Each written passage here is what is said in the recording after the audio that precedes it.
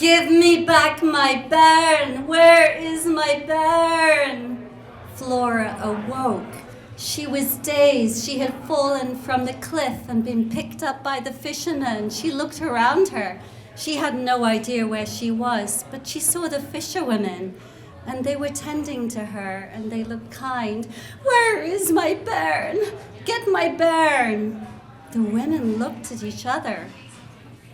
What bairn? They knew of no bairn. Finally, a kind old lady went over to her and said, "Oh, poor lass.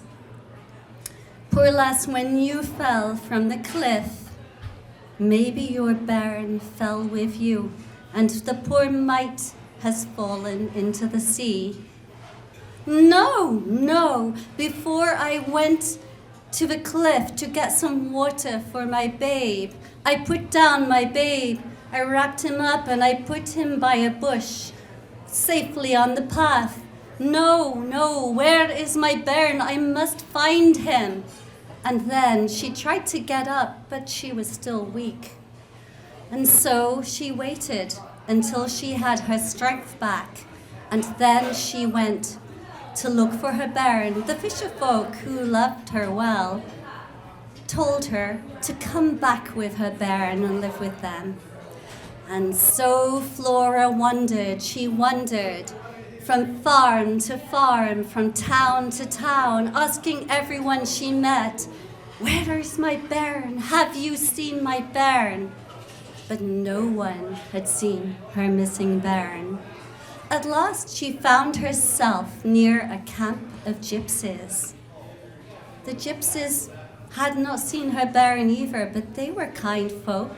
They took her in, they bathed her tired feet and fed her from their pot. And they told her there was an old wise woman they knew, and that maybe she could help Flora find her bairn.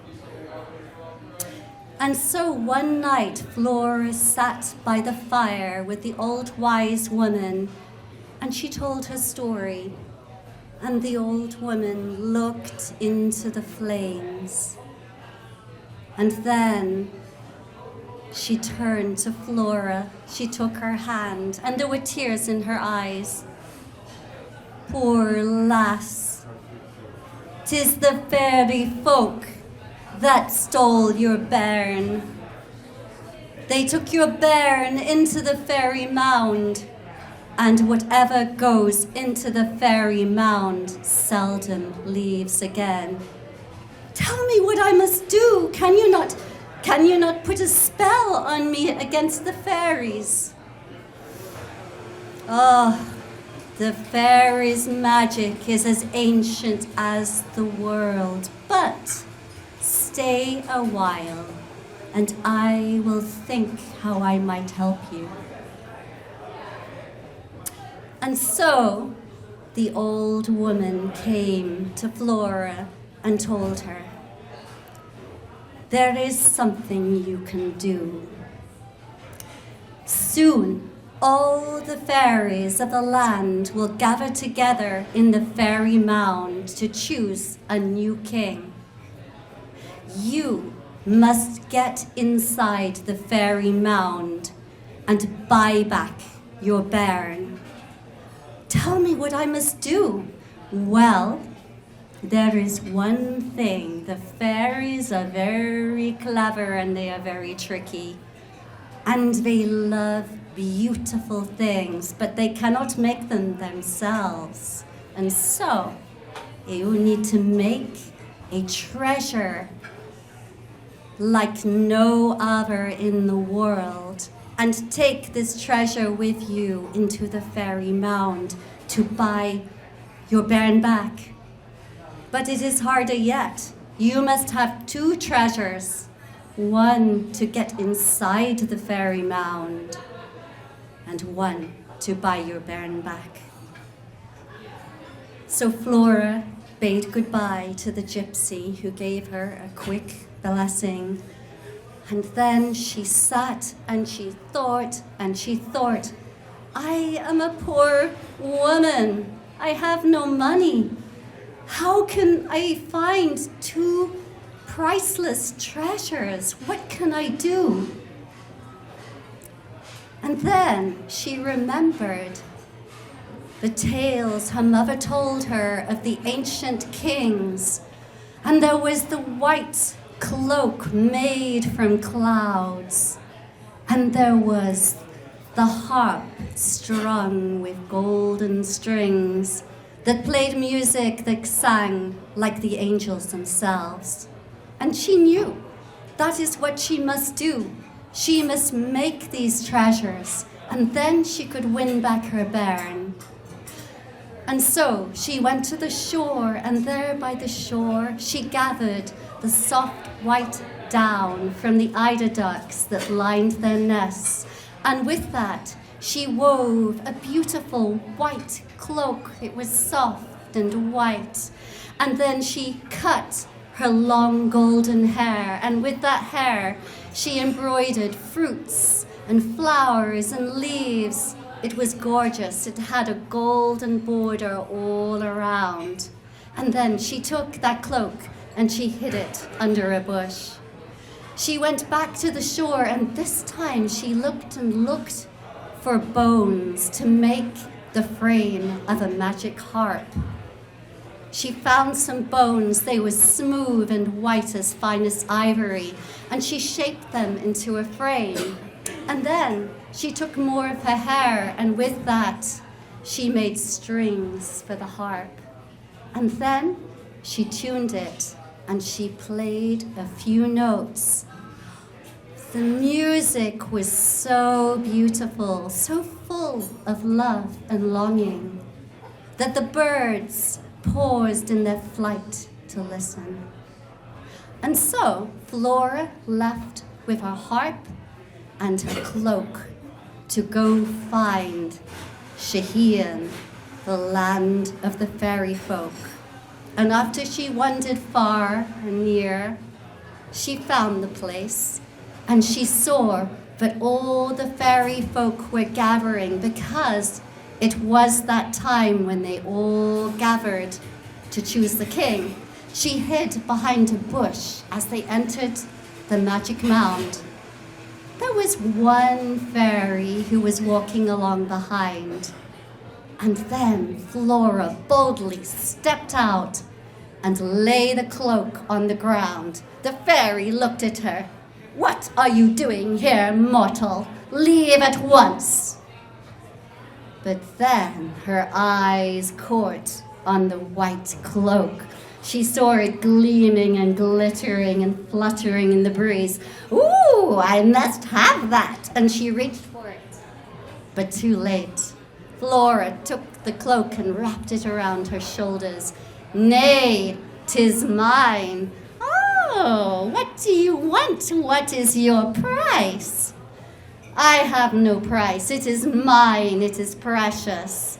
"Ooh, I will give you gold. I will give you lots of gold."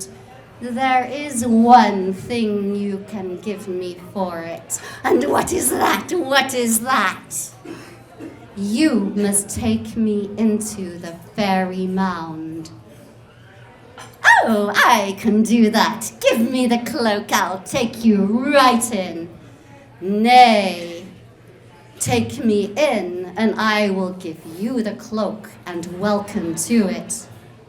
And so the fairy took her hand and led her into the fairy mound.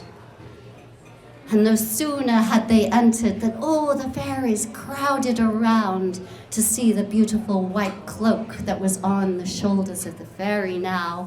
And Flora continued on her way. She walked down a long hall where she saw a big throne with the new king of the fairies sitting there.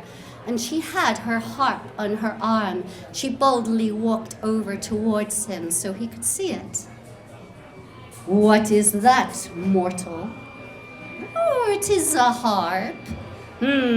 I have a lot of harps. I don't need any more." "Oh, but you don't have a harp like this." And then she plucked those strings. And that sweet music filled the whole fairy hall, and all the fairies looked and listened, and the king decided he really wanted that harp. Give me that harp, he ordered. Oh no, this harp is not for sale. I made this harp myself, and I used my own golden hair to make the strings. I do not wish to part with it. Well, there are many harps, but I have taken a fancy to it. Why don't you name your price and we can bargain for it? I don't know. I'm not sure that I can bargain for it. I'm not sure I want to part with it. And then the king got impatient. He said, I will give you gold. I will give you jewels. Just give me the harp. And she said, there is one price for the harp. Give me back my bairn that your women stole on the path by the cliff.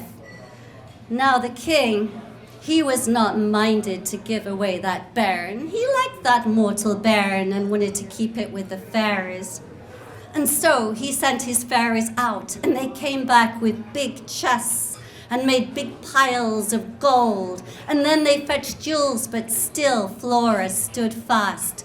Give me my bairn. And she stood waist deep in gold and jewels, and still she would not budge. And so the king knew that he had to give in, and he sent the women, he sent the fairies for the bairn. And when he had the bairn reached out to his mother, who he knew right away. She went to reach him, but the king pulled the baby away. Nay, give me the harp first, the babe first. And so he did. The king gave in. He gave Flora back her bairn.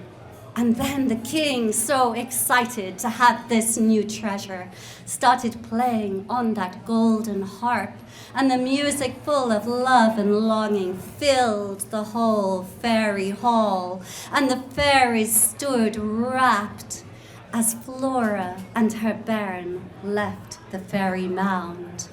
And then they returned to the fisher folk, where they lived happily for a long time to come.